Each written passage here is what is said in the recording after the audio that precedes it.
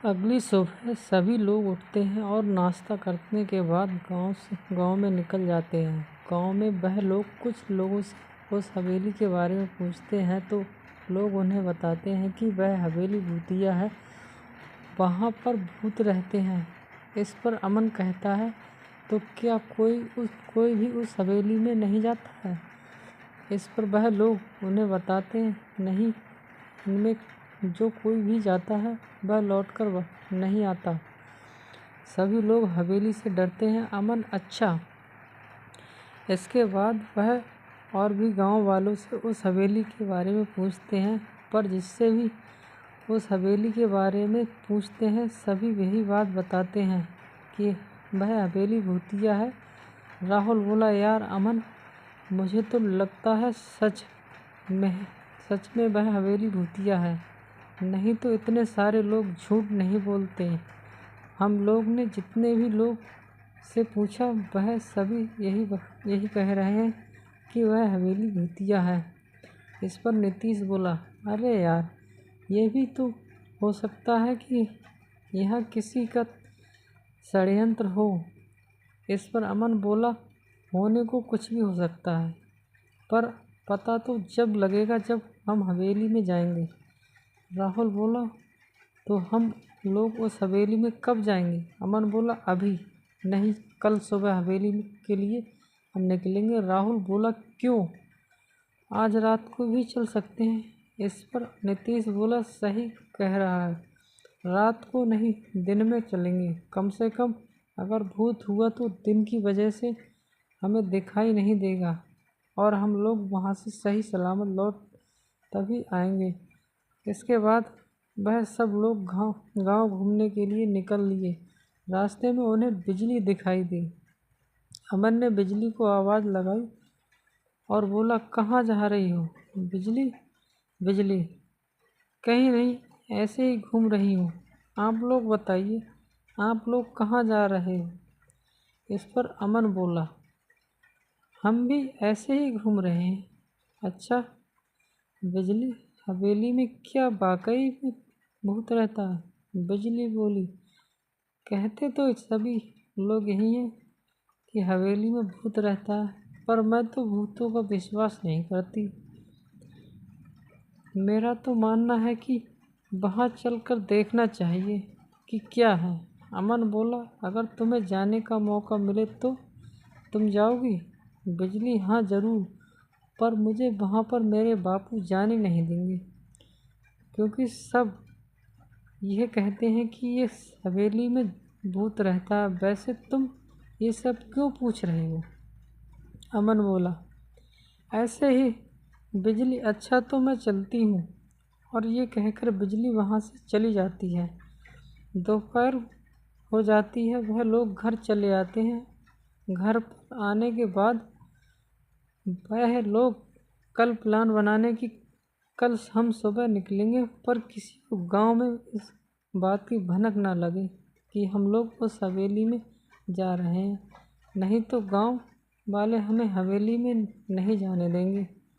राकेश बोला, ठीक है, ये बात किसी को पता नहीं लगेगी, ये बात हम लोग में ही रहेगी।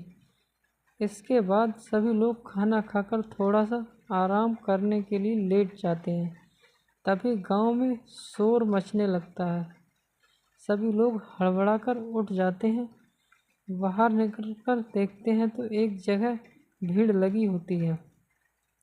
सभी लोग वहाँ पर जाते हैं तो देखते हैं एक व्यक्ति खून से लथपथ पड़ा हुआ है और उसके पास उसका परिवार बैठा हुआ है जो रो रहा है।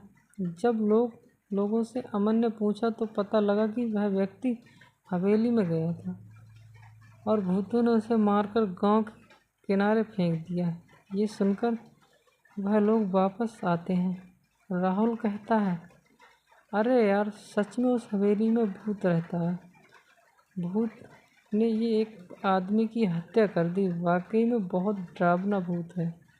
इस पर अमन बोला, नहीं, हवेली में भूत नहीं रहता, क्योंकि जिस तरह वह आदमी खून से लथपथ था और उसके शरीर पर जो चोट के निशान थे, वह किसी नाखून और इंसान या किसी चीज़ के थे, क्योंकि भूतों के नाखून इतने लंबे लंबे नहीं होंगे कि वह उससे लोगों को मारे। जरूर उस हवेली में कुछ और ही रहस्य। अब तो मुझे उस हवेली में जाने की और तीव्रता इच्छा हो रही है। अब मैंने फैसला कर लिया है कि मैं कल सुबह हवेली में ज़रूर जाऊंगा। तुम लोगों को चलना है तो चलना, नहीं तो मैं अकेला ही जाऊंगा। राहुल बोला, ये क्या बात कर रहे हो? हम भी तुम्हारे साथ चलेंगे। नीतीश और राकेश बोले, हम सब तुम्हारे साथ चलेंगे। पता लगा के कि आखिर उस हवेली का रहस्य क्या है। रात हो जाती है, सभी लोग खाना खाकर सो जाते हैं। अगली सुबह सभी लोग हवेली के लिए निकल जाते हैं, पर रास्ते में उन्हें बिजली मिल जाती है। बिजली अमन से बोली, आप लोग कहीं जा रहे हैं? अमन, हम ऐसे ही एक दिन के लिए बाहर जा रहे हैं। बिजली बोली, मुझसे झूठ बोल रहे हो? तुम लोग हवेली जा रहे हो? ये सुनकर सभी लोग चौंक जाते हैं। अमन, तुम्हें कैसे पता लगा कि हम लोग हवेली जा रहे हैं? इस पर वह बोली, कल जब वह आदमी मरा था और तुम लोग अपने घर पर आए तो मैं भी तुम्हारे पीछे पीछे आई, पर तुम लोगों की बात सुनकर मैं वहीं रुक गई और वापस लौट गई। मैं भी तुम्हारे साथ चलूँगी। अमन बोला, तुम कैसे चल सकती हो? तुम्हारे पापा नहीं मानेंगे। इस पर वह बोली, मैं अपने पापा को मना लूँगी, तब तुम लोग यहीं थोड़ी देर रुकना, चले मत जाना। अमन बोला, ठीक है। बिजली मोहिनी के घर जाती है और मोहिनी से कहती है, मुझे तेरी ज़रूरत है, तुम मेरी मदद कर सकती हो? मोहिनी बोली, बोल, तुझे कैसी मदद चाहिए? तू मेरे पापा से ये कह देना कि मैं एक दिन के लिए तेरी बुआ के घर गई। मोहिनी बोली, पर तू जा कहाँ रही है? मुझे भी पता। वह बोली, मैं तुझे बाद में बताऊंगी, बस तू इतना कह देना। मोहिनी, ठीक है। इसके बाद वह अपने घर जाती है और कुछ सामान लेकर घर से निकल ही रही होती है, तभी उसके बापू आ जाते हैं और कहते हैं, कहाँ जा रही हो? बिजली इस पर वह झूठ बोलती है, मैं मोहिनी की बुआ के घर जा रही हूँ, उसकी बुआ की तबीयत खराब है। वह बोले, ठीक है, जल्दी लौट आना। बिजली चली आती है। उन लोगों के पास पहुँचने के बाद वह बोली, मैं तैयार हूँ। तुम्हारे पापा? बिजली बोली, मान गए। राहुल पर कैसे? बिजली, इससे तुम्हें क्या मतलब? तुम अपने काम से काम रखो और जल्दी चलो। इसके बाद सभी लोग हवेली की तरफ चले जाते हैं।